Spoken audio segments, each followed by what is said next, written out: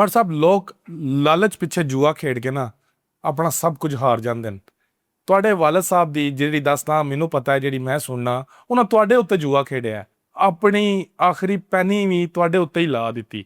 ਯਕੀਨ ਹੈ ਸੀ ਕਦੇ ਕਿ ਉਹ ਸਾਰਾ ਕੁਝ ਜੁੱਤ ਦੇਣਾ ਬਾਪੂ ਨੂੰ?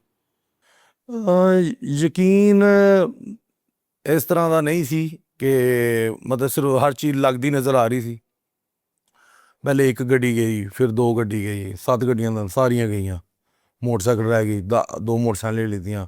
ਮੋਟਰਸਾਈਕਲ ਦੇ ਉੱਤੇ ਸਾਰੀ ਉਮਰ ਵਾਲਦ ਸਾਹਿਬ ਨੇ ਜਿਹੜਾ ਨਾ ਗੱਡੀ ਦੇ ਉੱਤੇ ਸਫ਼ਰ ਕੀਤਾ ਸੀ, ਮੋਟਰਸਾਈਕਲ 'ਤੇ ਸਫ਼ਰ ਕਰਨਾ ਸ਼ੁਰੂ ਕਰ ਦਿੱਤਾ। ਅਤੇ ਕਦੀ ਵੀ ਰੈਂਟ ਵਾਲੀ ਗੱਡੀ ਨਹੀਂ ਲਿੱਤੀ ਸੀ। ਰੈਂਟ ਵਾਲੀ ਗੱਡੀ ਲੈ ਕੇ ਫਿਰ ਮੁਕਾਬਲੇ ਖੇਡਣ ਜਾਣਾ। ਅਤੇ ਫਿਰ ਆਹਿਸਤਾ ਆਹਿਸਤਾ ਇੱਕ ਹੋਟਲ ਸੀ, ਹੋ ਗਿਆ। ਪਲਾਜ਼ਾ ਸੀ, ਇੱਕ ਹੋ ਗਿਆ। ਘਰ ਸੀ ਆਪਣਾ ਜ਼ਾਤੀ, ਹੋ ਗਿਆ।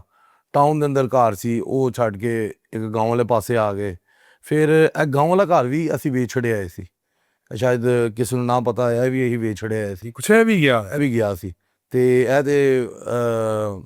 ਬਾਅਦ ਤੁਹਾਨੂੰ ਦੱਸਣਾ, ਇਹ ਵੀ ਮਤਲਬ ਟੁਰ ਗਿਆ ਸੀ। ਅਤੇ ਫਿਰ ਉਹ ਤੋਂ ਬਾਅਦ ਫਿਰ ਰਹਿ ਗਏ ਸੀ 2 ਮੋਟਰਸਾਈਕਲ ਵੀ ਇੱਕ ਟੁਰ ਗਈ, ਇੱਕ ਰਹਿ ਗਈ। ਅਤੇ ਫਿਰ ਉਹ ਤੋਂ ਬਾਅਦ ਜਦੋਂ ਕਹਿੰਦੇ ਨਾ ਉਹ ਇਸ ਮੁਕਾਮ 'ਤੇ ਪਹੁੰਚ ਗਏ ਸਾਂ ਕਿ ਉਹ ਹੁਣ ਜਿਹੜਾ ਨਾ ਤਵੱਕਲ ਸਿਰਫ ਅੱਲਾ ਹੀ ਸੀ।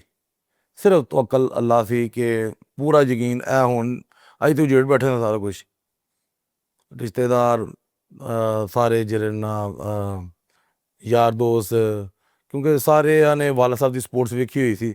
ਤਾਂ ਇਹੀ ਕਹਿੰਦੇ ਸਨ ਕਿ ਕਿਸ ਪਾਸੇ ਜਿਹੜਾ ਨਾ ਬੱਚਿਆਂ ਨੂੰ ਤਾਂ ਲਾ ਦਿੱਤਾ।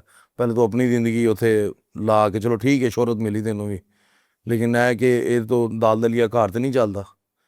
ਫਿਰ ਉਹਨਾਂ ਨੇ ਜਦੋਂ ਅਸੀਂ ਕੀਤੀ, ਫਿਰ ਰਿਸ਼ਤੇਦਾਰਾਂ ਨੇ ਵੀ ਇਤਰਾਜ਼ ਕੀਤਾ, ਦੋਸਤ ਅਹਿਬਾਬ ਉਹਨਾਂ ਨੇ ਵੀ ਕੀਤਾ। ਅਤੇ ਉਹਨਾਂ ਨੇ ਵੀ ਕਿਹਾ ਕਿ ਮਤਲਬ ਕਿਸ ਪਾਸੇ ਲਾ ਦਿੱਤਾ ਔਲਾਦ ਨੂੰ। ਅਤੇ ਲੇਕਿਨ ਤਵੱਕਲ ਇਹੀ ਸੀ ਕਿ ਅਗਰ ਅੱਲਾ ਨੇ ਕਿਹਾ ਕਿ ਇਨਸਾਨ ਜਿਹੜੇ ਚੀਜ਼ ਵਾਸਤੇ ਕੋਸ਼ਿਸ਼ ਕਰਦਾ ਉਹਨੂੰ ਉਹ ਚੀਜ਼ ਜਿਹੜੀ ਨਾ ਅੱਲਾਹ ਤਾਲਾ ਉਹਦੀ ਮਿਹਨਤ ਤੋਂ ਬਾਅਦ ਉਹਦਾ ਫਲ ਜਿਹੜਾ ਜ਼ਰੂਰ ਦਿੰਦਾ।